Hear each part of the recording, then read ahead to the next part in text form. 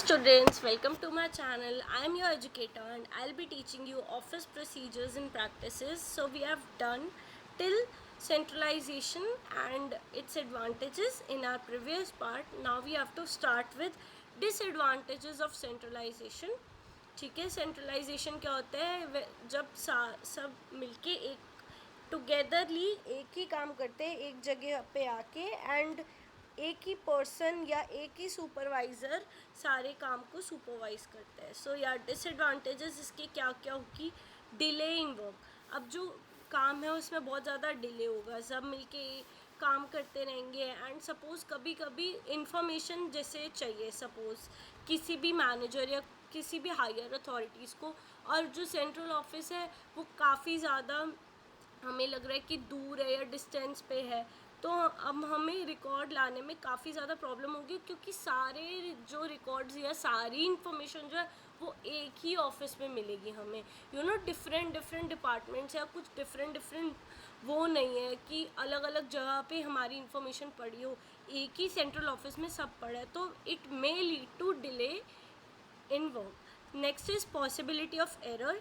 तो अब इतने सारे लोग जो है वो एक सेंट्रल ऑफिस में काम करते हैं, एंड समटाइम्स इंफॉर्मेशन जो है वो मिसअंडरस्टूड कर ली जाती है, क्योंकि इतना सारा ओवर क्राउडेड होता है, ओवरलोडेड होता है, सारे काम एक साथ चल रहे होते हैं, तो जो इन्फॉर्मेशन है उसके काफ़ी ज़्यादा चांसेस है कि वो मिसअंडरस्टूड कर ली जाए. ठीक है, तो इससे एरर बहुत ज़्यादा होने के चांसेस हो जाते हैं सेंट्रल ऑफिस में.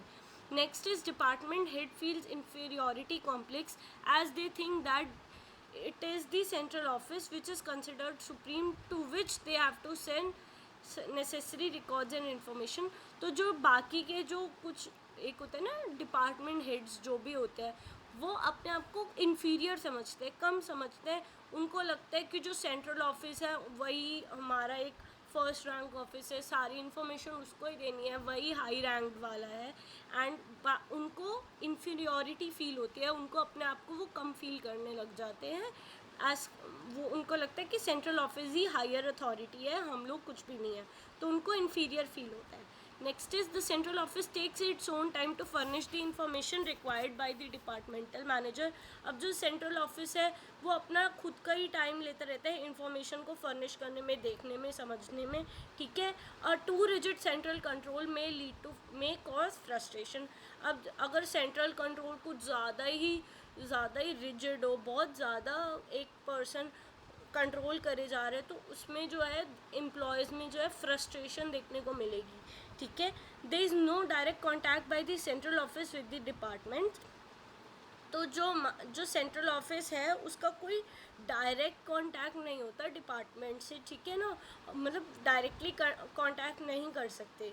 ठीक है, next is each department has its own technicalities or specialization which may not be understood by the central office, which has to maintain departmental records and to furnish them whenever so required by the departments. The central office may not understand these technicalities. अब जो एक एक department है उन सब की अलग अलग ही अपनी स्पेशलाइजेशन, अपनी टेक्निकलिटीज़ है, बट जो एक सेंट्रल ऑफिस है वो उन सब चीज़ों को नहीं समझ पाएगा, क्योंकि सारे ही एक साथ काम कर रहे, तो उनकी स्पेशलाइजेशन देखने को आएगी नहीं, बाहर ही नहीं आएगी. ठीक है ना, तो ये हमारी डिसएडवांटेजेस थी सेंट्रलाइजेशन की. Next is decentralization. Decentralization office is that where each department or section runs its own office. In case there is no central or general office, each of these departments have their own supervisor in stenotypist, clerks, etc. So yeah, decentralization में क्या होता है, जो हमारा एक office है वो divided होता है डिफरेंट डिपार्टमेंट्स में, और उन डिफरेंट डिपार्टमेंट का भी एक हेड होता है. सपोज़ मैनेजमेंट है, एडमिन है, टेक्निकलिटी डिपार्टमेंट है, तो ये सपोज़ 3 डिपार्टमेंट है एक ऑफिस में. अब मैनेजमेंट का एक अपना हेड होगा, टेक्निकलिटी का एक अपना हेड होगा, और एक एडमिन का अपना हेड होगा, और ये तीनों अंडर किसके होंगे? एक पर्टिकुलर जो सेंट्रल ऑफिस का हेड होगा या कोई सुपरवाइज़र होगा उसके. सो ये जो है डिसेंट्रलाइज्ड ऑफिस है, जिसमें जो है डिपार्टमेंट्स जो है वो डिसेंट्रलाइज होते हैं. ठीक है, अब एडवांटेजेस क्या है? Saving of time. ठीक है, the department office has not to get the necessary papers और file from the central office as they are departmentally maintained. अब उस ऑफिस में कुछ भी इंफॉर्मेशन चाहिए होती थी तो हमें एक पर्टिकुलर सेंट्रल ऑफिस में जाना होता था। बट इसमें क्या है कि एक डिपार्टमेंट अपना खुद का ऑफिस मेंटेन कर रहे हैं, तो उसके सारे डॉक्यूमेंट्स उसके पास ऑलरेडी होंगे। तो कोई भी इंफॉर्मेशन जब हमें चाहिए हो तो हम अपने ऑफिस से, अपने डिपार्टमेंट से फैच कर सकते हैं। हमें सेंट्रल ऑफिस तक ट्रैवल करने के लिए कोई इतना हमें ट्रैवल नहीं करना पड़ेगा। हमारे पास अपने डॉक्यूमेंट्स खुद के होंगे, ठीक है, या कोई भी इंफॉर्मेशन, कोई भी रिकॉर्ड हमें चाहिए होंगे तो हमारे पास होंगे, उसके लिए हमें ट्रैवल नहीं करना पड़ेगा। Secrecy, since the department maintains all the paper files etc. pertaining to the department, secrecy can be maintained as some of the departments may be of confidential nature.